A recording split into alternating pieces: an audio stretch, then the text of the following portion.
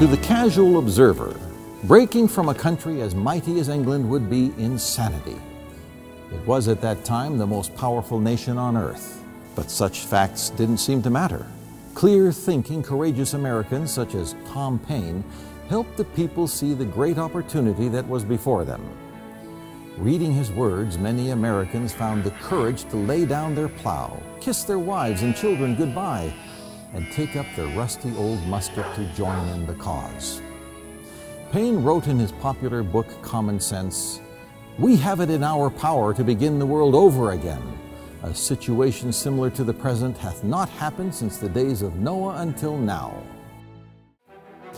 Even though many Americans were not willing to get involved in this fight for liberty, there were enough courageous men and women that were willing to stand and be counted. Against impossible odds, they stepped forward and joined the fight. The Reverend John Peter Gabriel Muhlenberg was one who answered the call to arms. Upon returning from the Virginia State Legislature in January 1776, he delivered what was to be his farewell sermon. "There is a time for peace and a time for war," he told his followers. He confirmed to his congregation that this was indeed a time for war. Upon finishing his sermon, he removed his clerical robes and stood before the congregation in the full uniform of a military officer.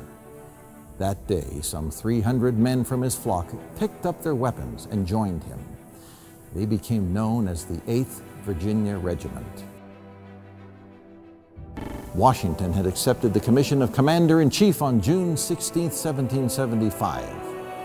Most of the men who formed his army had walked away from farms, ranches, and workshops with little or no knowledge of the rigors of military life.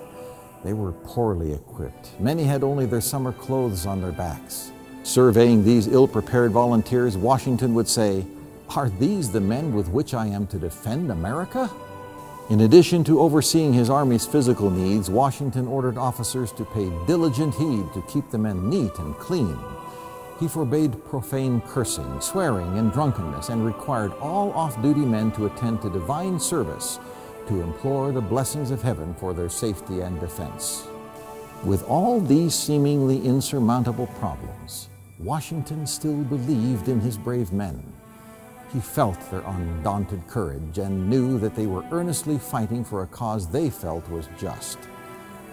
Washington believed in his men, and they believed in him. He was to become the one indispensable man upon which the whole cause of liberty rested.